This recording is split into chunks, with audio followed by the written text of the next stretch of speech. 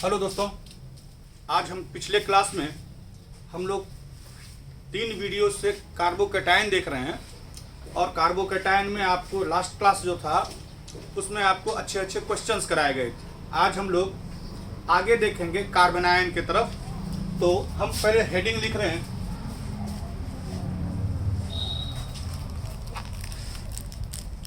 कार्बनायन क्या होता है ये और कैसे फॉर्मेशन होता है कार्बनायन का वो देखेंगे, और फिर उसके बाद हम लोग स्टेबिलिटी का ऑर्डर देखेंगे, फिर कुछ क्वेश्चन करेंगे। इसके क्या लिख रहे हैं, the group of atoms which contain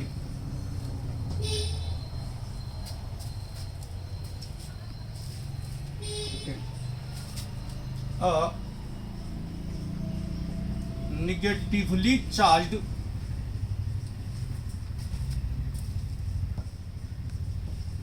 carbon atom is called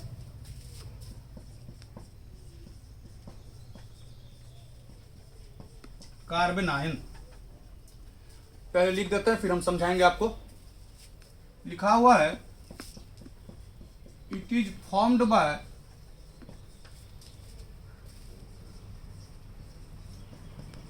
हेटेरोलाइटिक cleavage of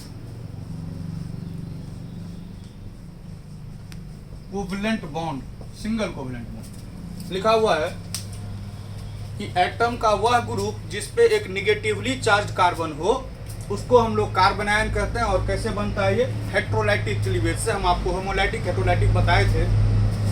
देखिए एक फॉर्मेशन देखते हैं कि मान लो ये CH4 CH4 मतलब मेथेन। क्या इस CH4 को हम लोग ऐसे लिख सकते हैं, CH3 और H, ये भी तो CH4 ही है, ठीक है। अगर यहां पर हम लोग हेटेरोलाइटिक क्लीवेज करा दें बॉन्ड का, और ऐसा हो कि ये पूरा बॉन्ड शिफ्ट कर करके आ जाए किस पर, कार्बन पे, तो 2 इलेक्ट्रॉन के आने से, एक बॉन्ड में 2 इलेक्ट्रॉन होता है आप जानते हैं, 2 इलेक्ट्रॉन के आने से कार्बन पर एक निगेटिव चार्ज अपीयर होगा और इलेक्ट्रॉन की कमी से हाइड्रोजन पर एक पॉजिटिव चार्ज आ जाएगा। हम आपको कहे थे कि जब किसी स्पेसीज पर निगेटिव चार्ज हो हम लोग उसको एनायन बोलते हैं, लेकिन वही जब कार्बन पर आ जाए तो उसे कार्बनायन बोलते हैं। तो ये एक कार्बनायन, और आप जानते हैं CH3 को मिथाइल ग्रुप बोलते हैं, तो मिथाइल पर माइनस है, इसलिए यह एक मिथाइल कार्बनायन है। और आपसे पूछा जाए कि मिथाइल कार्बनायन कैसा कार्बनायन है, तो आप कहेंगे कि मिथाइल ग्रुप एक अल्काइल ग्रुप का मेंबर है, इसलिए यह एक अल्काइल कार्बनायन है। यहां तक आपको क्लियर हो गया होगा कि वैसा आइटम जहां पर एक निगेटिवली चार्ज कार्बन हो कार्बनायन कहलाता है। हेटेरोलाइटिक क्लीवेज से हम लोग इसको ऑब्टेन करते हैं, और वो दिखाया गया आपको, आप लिखिए फिर आगे बढ़ते हैं हम लोग।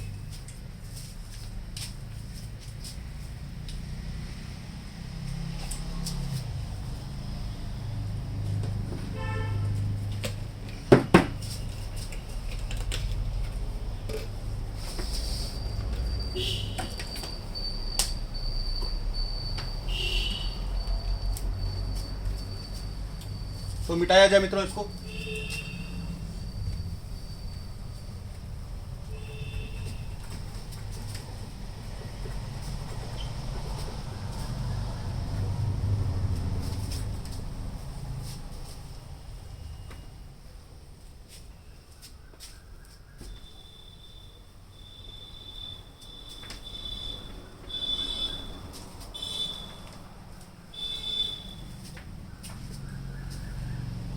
तो बेसिकली हम लोग को अल्काइल कार्बनायन देखना है। पहले हम लोग देख लेते हैं स्ट्रक्चर ऑफ अल्काइल कार्बनायन। चलिए, ये एक मिथाइल या फिर अल्काइल कार्बनायन है।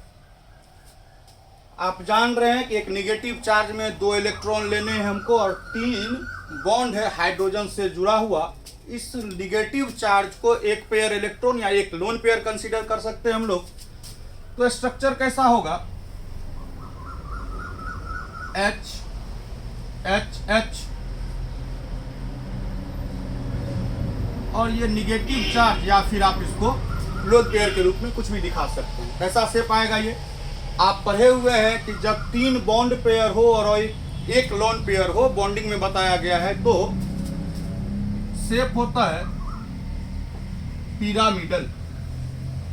और हाइब्रिडेशन क्या आएगा इसका, तो आप देखते हैं कि अगर बॉन्ड पेयर पूछा जाए तो 3 है, लोन पेयर पूछा जाए तो इसी निगेटिव चार्ज को हम लोग लोन पेयर कंसीडर किए हैं, 1 है, तो टोटल इलेक्ट्रॉन पेयर Ep जो आएगा वो 4 आ जाएगा। और अगर हाइब्रिडाइजेशन देखें तो हम लोग जानते हैं कि s ऑर्बिटल की संख्या 1 होती है, p 3 होते हैं, d 5 होते हैं और f 7। तो 4 लेने के लिए तो एक s लेना होगा, बाकी 3 बचा तो 3 p ऑर्बिटल है, इसलिए हम लोग 3 p लिए। और इस तरह से किसी अल्काइल कार्बोकेटाइन का शेप ट्राइगोनल, पिरामिडल या पिरामिडल। और हाइब्रिडेशन अगर पूछा जाए तो क्या होगा, sp3। ये लिखिए आप। हम लोग अब स्टेबिलिटी की ओर बढ़ेंगे अल्काइल कार्बोकेटाइन, सॉरी कार्बेनाइन का।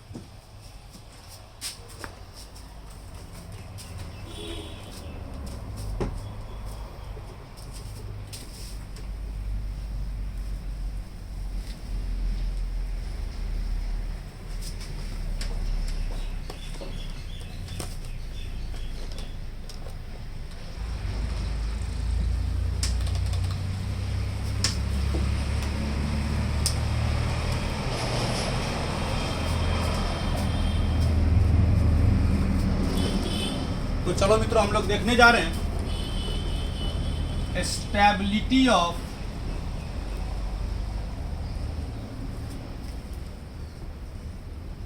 अल्काइल कार्बेनायन। हम लोग स्टेबिलिटी देखेंगे। सबसे पहले तो हम लोग देखते हैं कि अल्काइल कार्बेनायन कितने तरह का हो सकता है। तो CH3 minus, CH3, CH2 minus, CH3, CH3 minus, और ये लास्ट CH3, CH3, CH3 और माइनस। हम आपको बताए थे प्रत्येक कंपाउंड का हम लोग डिग्री डिसाइड कर सकते हैं। और डिग्री देखते कैसे हैं, तो कोई कार्बनायन में कोई निगेटिवली चार्ज कार्बन डायरेक्टली जितने कार्बन से अटैच्ड हो वो उसकी डिग्री होती है। यहाँ पे ये negatively charge carbon directly 3 carbon से अटैच्ड है, तो ये 3 डिग्री का अल्काइल कार्बनायन।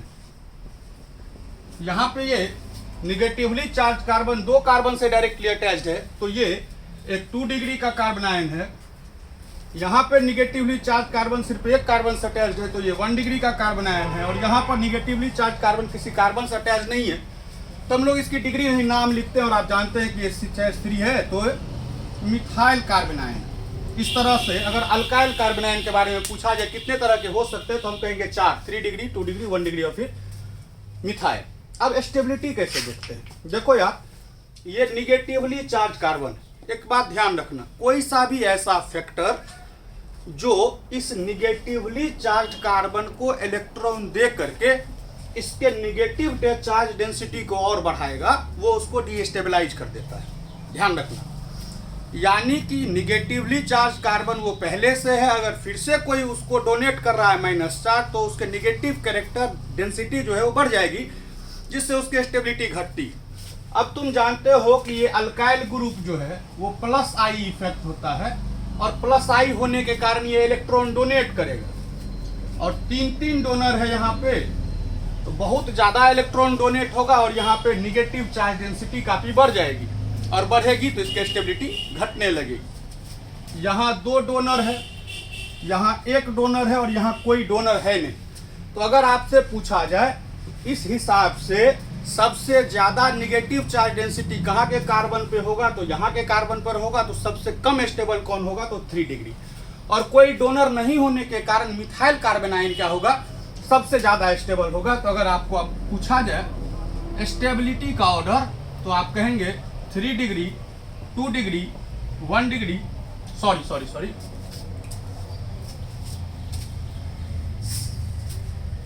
तो आप कहेंगे मिथाइल 1 डिग्री, 2 डिग्री और 3 डिग्री कार्बन आयन। यानी कि सबसे ज्यादा स्टेबल मिथाइल और सबसे कम स्टेबल 3 डिग्री अल्काइल कार्बन। ये ठीक उल्टा है कार्बोकेटायन के। कार्बोकेटायन के स्टेबिलिटी हम लोग हाइपर कंजुगेशन से डिसाइड करते थे अल्फा हाइड्रोजन को देख करके। वहां पे 3 डिग्री में अल्फा हाइड्रोजन सबसे ज्यादा होता था, तो इसकी स्टेबिलिटी कम होती थी। लेकिन यहाँ डोनर होने के कारण चार्ज डेंसिटी काफी बढ़ गया, जिससे इसकी स्टेबिलिटी घट गई। तो आप ये ऑर्डर याद रखेंगे। कार्बोकेटायन का ऑर्डर क्या था, 3 2 1 मिथाइल, जबकि कार्बन आयन का ऑर्डर क्या है, मिथाइल 1 2 3। ठीक है। तो अगर हम लोग एक कंसीडर करें नोट, ये हम आपको अलग से बता रहे हैं, फिर इस पे क्वेश्चन बताएं। ये थोड़ा सा देखिए आप। अगर आपको कहा जाए कि देखो यार ये कोई कार्बन आयन है और इसमें कोई प्लस आई या फिर प्लस आर वाला ग्रुप जुड़ा हुआ है, और फिर एक ऐसा देखें, कंसीडर कर रहे हैं कि प्लस आई नहीं, इस बार माइनस आई या माइनस आर वाला ग्रुप जुड़ा हुआ है, तो क्या असर डालता है ये वो ग्रुप और क्या असर डालता है ये ग्रुप किसी कार्बन आयन के स्टेबिलिटी पे, हम लोग उसको देख रहे हैं। आप जानते हैं कि प्लस आई या plus R group electron donor होगा, जबकि ये माइनस आई या माइनस आर वाला इलेक्ट्रॉन विड्रॉइंग है। और अभी आप तुरंत यहां पढ़े थे कि कोई सा भी ऐसा फैक्टर जो कार्बन आयन को इलेक्ट्रॉन देता है, वो यहाँ इलेक्ट्रॉन डेंसिटी को बढ़ाएगा, जिससे उसकी स्टेबिलिटी घटने लगती है। यानी कि कोई प्लस आई या प्लस आर वाला ग्रुप इलेक्ट्रॉन दे करके डिक्रीजेज स्टेबिलिटी, किसकी स्टेबिलिटी, कार्बन आयन की। ये सब डोनेट करके इलेक्ट्रॉन डेंसिटी बढ़ा करके उसके स्टेबिलिटी को घटाएगा। जबकि ये विड्रॉ करके, ये तो दे रहा था डोनर है, तो ये विड्रॉ करके अपनी ओर खींच करके यहाँ चार्ज डेंसिटी को घटाएगा, निगेटिव चार्ज डेंसिटी को, जिससे स्टेबिलिटी बढ़ेगी। तो हम लोग कह सकते हैं कि ये क्या करता है, तो increases stability of carbon ion. इस तरह से आप लगे हुए ग्रुप का असर देखें कि कोई प्लस आई प्लस आर या कोई minus I minus R group किस तरह से स्टेबिलिटी को घटाता है या फिर बढ़ाता है। लिखिए आप, हम आगे बढ़ेंगे।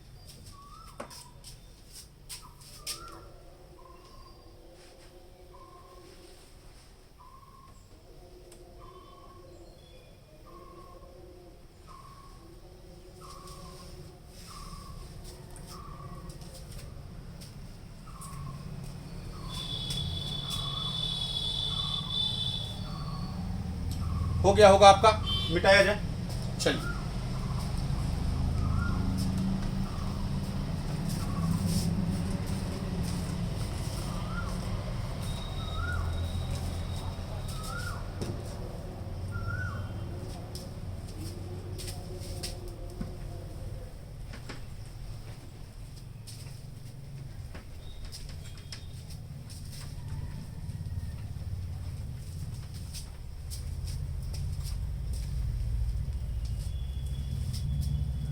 मिटाई से भी।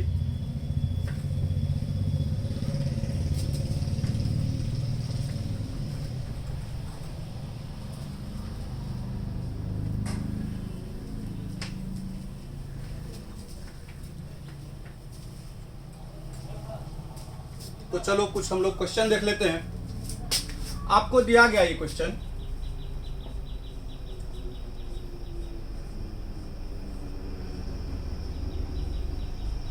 ये बेंजीन का रिंग है और CH2 माइनस। कल भी आपको बताया गया था कि बेंजीन पर CH2 हो तो उसको बेंजाइल बोलते हैं, तो बेंजाइल कार्बन आयन है। हम लोग इस पर लगा दिए NO2। दूसरे क्वेश्चन में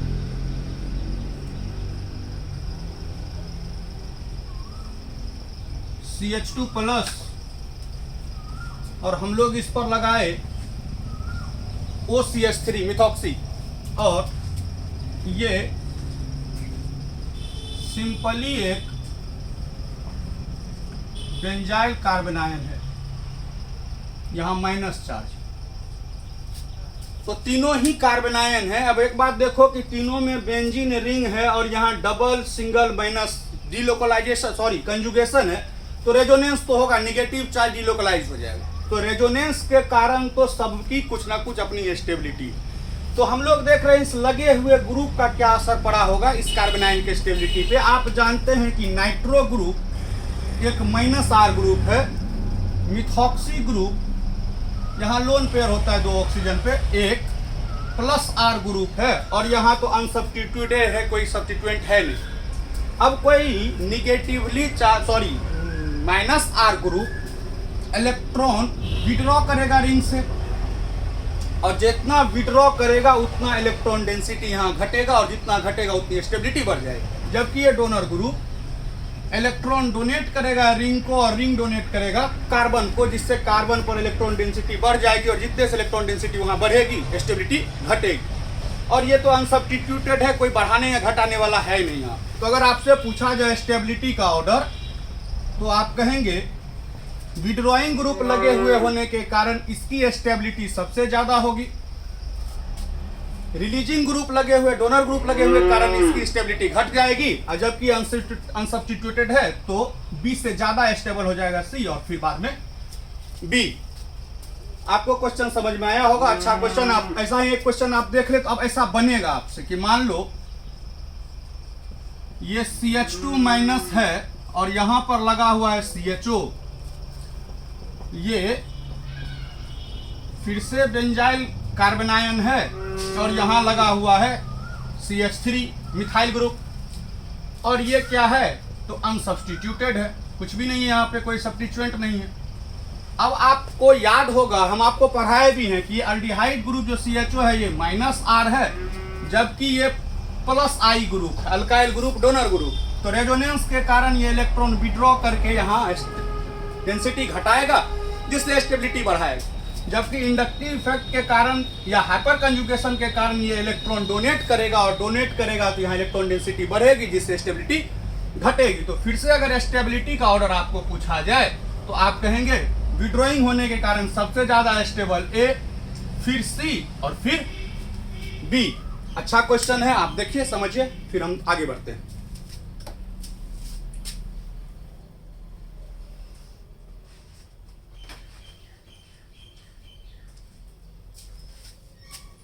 चलो मिटाया जाए इसको।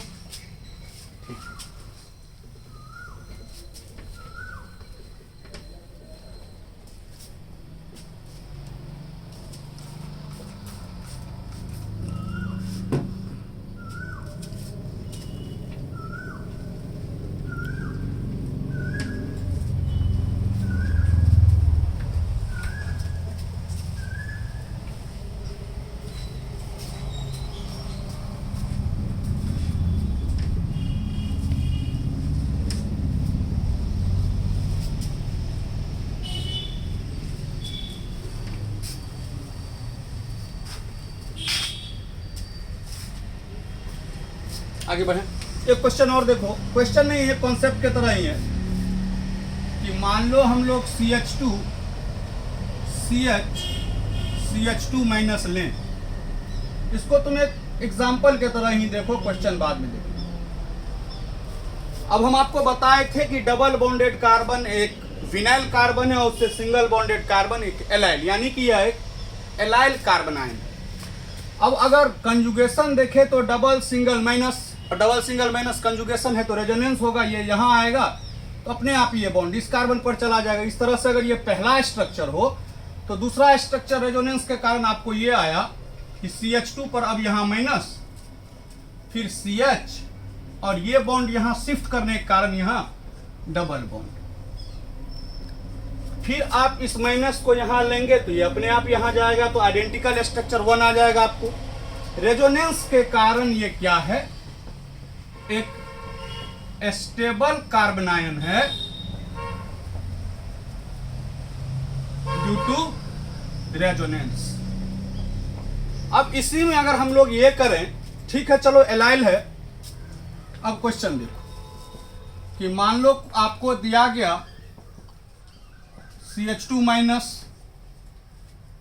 दूसरे में क्या किया गया CH2 CH, अब यहां के एक H को एक अल्काइल से रिप्लेस करा रहे हैं, एक H हटा और एक अल्काइल जुड़ा, और तीसरे में क्या किए कि इस H को भी एक अल्काइल से हम लोग रिप्लेस करा दिए, यानी कि यहां माइनस, ये CH3 और CH3। अब इस तीनों में अगर आपको स्टेबिलिटी कहा जाए तो आप कहेंगे कि यहाँ प्लस आई, ये अल्काइल तो प्लस आई ग्रुप है, और प्लस आई ग्रुप है तो ये क्या करेगा, इलेक्ट्रॉन डोनेट करेगा, ये भी डोनेट करेगा। यहाँ एक डोनर, ये प्लस आई, एक डोनर है, ये डोनेट करेगा, जबकि यहाँ पे दोनों हाइड्रोजन है, कोई डोनर है नहीं। तो क्या इस कार्बन पर दो दो डोनर होने के कारण सबसे ज्यादा इलेक्ट्रॉन डेंसिटी होगा? और आप जानते हैं कि इलेक्ट्रॉन डेंसिटी बढ़ने से कार्बन आयन की स्टेबिलिटी घटती है। तो अगर आपसे पूछा जाए इस तीनों में सबसे कम स्टेबल कौन है, तो आप कहिएगा C सबसे कम स्टेबल है, और कोई डोनर नहीं होने के कारण A सबसे ज्यादा स्टेबल है। तो अगर स्टेबिलिटी का ऑर्डर पूछा जाए तो आप कहेंगे A, फिर B और सबसे कम C। समझ में आया होगा आपको? ये एलाइल कार्बन आयन का क्वेश्चन था। आप लिखिए इसको जल्दी।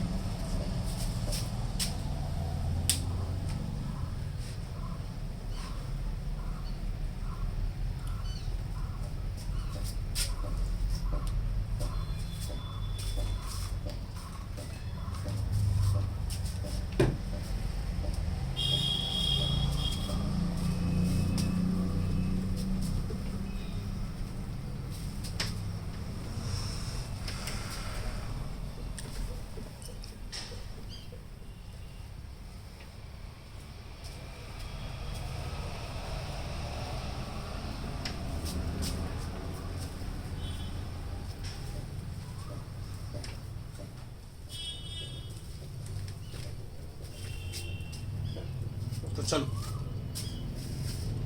एक लास्ट चीज बताते हैं कार्बन आयन में, उसके बाद हम ऑर्गेनिक रिएक्शन के टाइप्स को लिखेंगे, और वो प्रत्येक टाइप जो है वो प्रत्येक एक टाइप एक चैप्टर बन जाता है जाकर के 12th में। जैसे आप न्यूक्लियोफिलिक सब्स्टिट्यूशन देखेंगे तो वो आपका पहला चैप्टर जो हेलो अल्केन हेलो एरीन है 12th का, वहां से वो शुरू हो जाएगा। तो पहले टाइप लिखेंगे और वहीं से 12th का टॉपिक शुरू होगा, जो एक एक करके रिएक्शन हम आपको बताएंगे।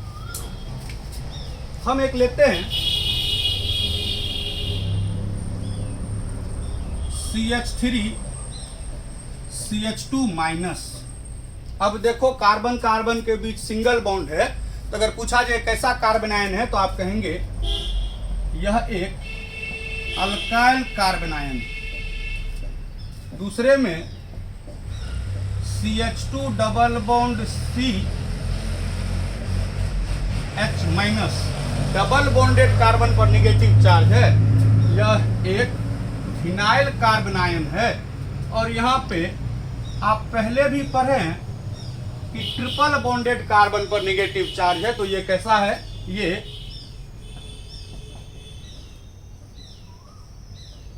एसिटाइलिक कार्बन आयन है। अगर इस तीनों में आपको स्टेबिलिटी पूछा जाए तो आप कैसे डिसाइड करेंगे सबसे स्टेबल कौन? अभी आप देखे थे कि किसी अल्काइल में जो ये निगेटिवली चार्ज कार्बन है उसका हाइब्रिडाइजेशन sp3 होता है, तो यहां पर हाइब्रिडाइजेशन sp2 होगा और यहां का हाइब्रिडाइजेशन sp होगा। ठीक है।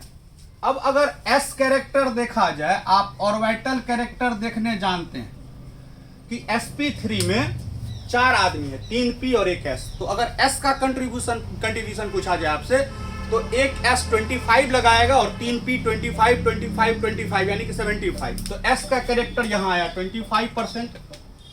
यहाँ 3 लोग हैं, 2P और एक S। एक S का कंट्रीब्यूशन S कैरेक्टर कितना आएगा 33.33%। और यहाँ 2 ही लोग हैं, एक S और एक P। तो इस तरह से S का अगर परसेंटेज आया 50 तो P का भी 50। तो हम लोग को S कैरेक्टर देखना है 50% आया। क्यों देखे हम लोग S कैरेक्टर? S कैरेक्टर देखने का कारण क्या है? देखो यार, ये न्यूक्लियस है और आप जानते हैं प्रोटॉन होने के कारण न्यूक्लियस पॉजिटिवली चार्ज होता है। अब न्यूक्लियस के सबसे क्लोजेस्ट ऑर्बिटल S, फिर P, फिर D और F।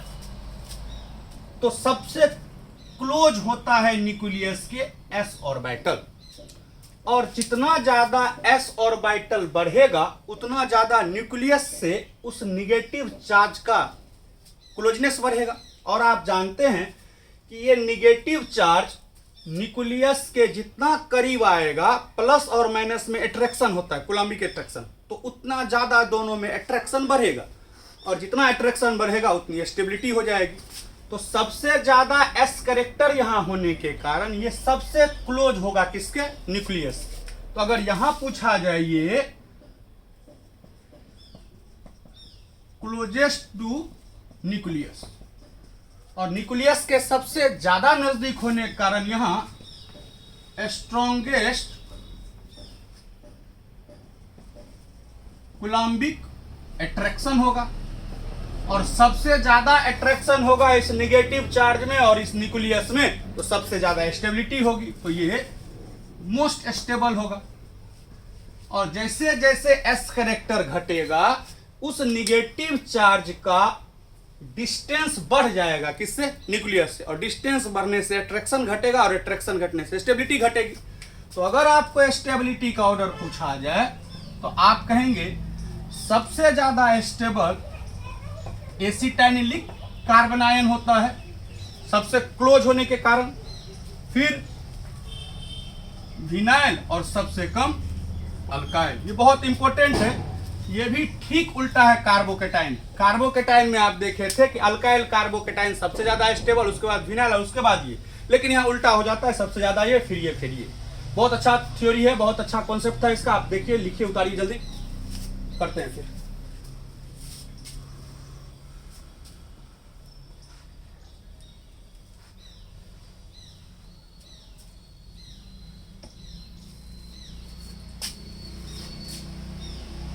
टाइमिंग कितना दिखा रहा है? तो हो गया ये। अब देखो, जनरल ऑर्गेनिक केमिस्ट्री में जो आपको पढ़ाया गया, सबसे पहले फैक्टर्स पढ़ाए गए थे, इंडक्टिव इफेक्ट, फिर जाकर के रेजोनेंस मेसोमेरिक इफेक्ट, फिर इलेक्ट्रोमेरिक इफेक्ट, फिर हाइपर कंजुगेशन, और फिर तीन आपको पढ़ाया गया रिएक्शन इंटरमीडिएट्स, जिसमें पहले फ्री रेडिकल, फिर कार्बोकेटाइन और कार्बोनाइन। यहाँ तक आते आते जनरल, और जितना भी नाम ये बोले हैं, ये सारा चीज एकदम जुबान पे होना चाहिए अभी भी, और जब क्लास खुले तो भी। सबसे पहले पूछेंगे, कॉपी देखेंगे तो ही आगे की क्लास होगी। इस बात को बार बार सीरियसली लीजिएगा। अब जनरल ऑर्गेनिक केमिस्ट्री ये खत्म हो चुकी है। हमको अब लिखना है ऑर्गेनिक रिएक्शन कितने टाइप के, तो बस नाम लिख देना, उसका कोई डिफिनेशन नहीं होता है, उसका नाम ही उसका डिफिनेशन है। और फिर थोड़ा सा हम आपको एरोमेटिक कंपाउंड या उसका क्राइटेरिया बताएंगे, क्योंकि बहुत सारे एरोमेटिक कंपाउंड आपको पढ़ना है, जैसे haloarene, phenol, benzaldehyde, benzoic acid, aniline, ये सब। तो वो सब पढ़ने के लिए थोड़ा सा आपको एरोमेटिक कैरेक्टर पता होना चाहिए, क्या होता है, उसके बेसिक प्रिंसिपल रिएक्शन क्या है, इलेक्ट्रोफिलिक सब्स्टिट्यूशन रिएक्शन कैसे होता है, और कैसे हम लोग उसको आगे देखेंगे। ये सब हम आपको टाइप्स लिखने जा रहे हैं, और फिर अगले वीडियो में आपको एरोमेटिक कंपाउंड्स के बारे में बताया जाएगा, और फिर बेंजीन के बारे में थोड़ा सा बताया जाएगा। और जैसे ये दोनों चीज हो जाएगा, आपका 12th का टॉपिक, फर्स्ट टॉपिक हेलोअल्केन हेलोअरीन, ये शुरू हो जाएगा। तो आप ऑर्गेनिक रिएक्शन के टाइप्स बस लिख लें, और फिर हम लोग स्टॉप करते हैं इसको। तो चलो हम लोग देखने जा रहे हैं दोस्तों, टाइप्स ऑफ ऑर्गेनिक रिएक्शंस। देखो, ऑर्गेनिक रिएक्शन को मेनली 3 भागों में बांटा जाता है। ऑर्गेनिक रिएक्शंस एक होते हैं सब्स्टिट्यूशन रिएक्शन, दूसरा होता है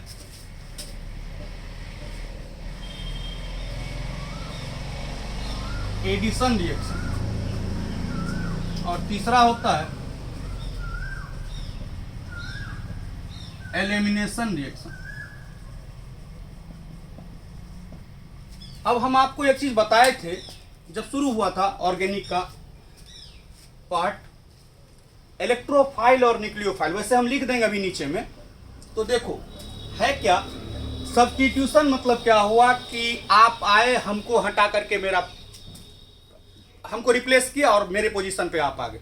तो जब कोई एक एटम या एक ग्रुप दूसरे ग्रुप को हटा के उसका पोजीशन ले लेता है तो इसको हम लोग सब्स्टिट्यूट, इसका कोई डिफिनेशन नहीं होता, बस यही डिफिनेशन, नाम ही डिफिनेशन है कि एक ग्रुप आया, इसको हटाया और खुद जुड़ गया, तो उसको हम लोग क्या कहेंगे, सब्स्टिट्यूशन। अब हटाने वाला कौन कौन हो सकता है, या तो इलेक्ट्रोफाइल आके हटाए, क्या होता है अब लिख देंगे, या तो न्यूक्लियोफाइल आके हटाए, या फिर फ्री रेडिकल आके हटाए। तो इस तरह से सब्स्टिट्यूशन रिएक्शन को 3 भागों में हम लोग बांट लेते हैं,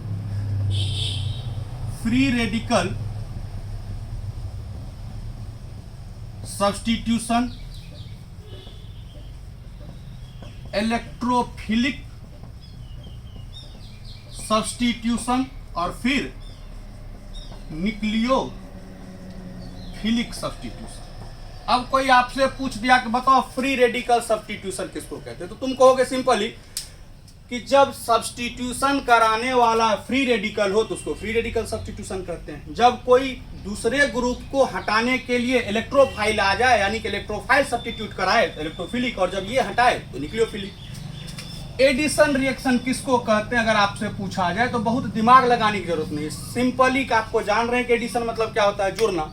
वैसा रिएक्शन जहां पे कोई एटम या ग्रुप जाके दूसरे से जुड़ जाए उसको एडिशन रिएक्शन कहेंगे। अब इसके रटने के लिए क्या पूरा गीता कुरान चाहिए क्या, नहीं, सिंपल एडिशन रिएक्शन क्या है, तो वैसा रिएक्शन जिसमें कोई चीज जुड़ता है जाकर के। अब जुड़ने वाला कौन हो सकता है, तो अगर इलेक्ट्रोफाइल जुड़े तो इलेक्ट्रोफिलिक एडिशन,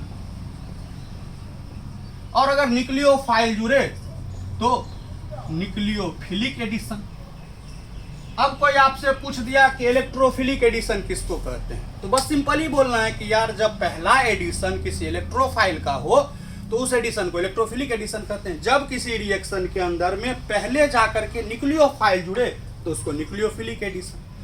इस रिएक्शन का कोई टाइप नहीं होता है, बाद में E1 E2 एक होता है, वो E1 E2 हम लोग जब रिएक्शन, दोनों एक ही चीज है, अलग अलग मैकेनिज्म को फॉलो करने के कारण एक को E1 कहते हैं, एक को E2 कहते हैं। तो अगर फाइनली आपसे पूछा जाए बेस्ट रिएक्शन कितने हैं तो आप कहेंगे 3, और 3 रिएक्शन को जब हम लोग तोड़ते हैं तो 3 ये, 2 ये, 3 2 5 और 1 6, इसी पे पूरा ऑर्गेनिक केमिस्ट्री है। जैसे आपका पहला टॉपिक शुरू होगा हेलो अल्केन हेलोअरीन, उसमें आप इस रिएक्शन को पढ़िएगा, न्यूक्लियोफिलिक सब्स्टिट्यूशन को, और फिर जब एरोमेटिक पढ़ाएंगे तो इलेक्ट्रोफिलिक सब्स्टिट्यूशन को। तो पहला टॉपिक में समझ लेंगे।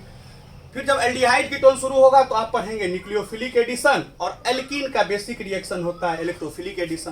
पहले ही चैप्टर में अल्काइल हैलाइड में आपका अल्काइल हैलाइड का ये भी एक रिएक्शन, बेसिक रिएक्शन है, एलिमिनेशन रिएक्शन। तो अभी आपको कुछ नहीं सोचना है, ये सब आपको सिर्फ दिमाग में रखना है कि ये 5 रिएक्शन 6 रिएक्शन है, और सबका डिफिनेशन उसका नाम ही उसका डिफिनेशन है। ये टाइप्स हो गए।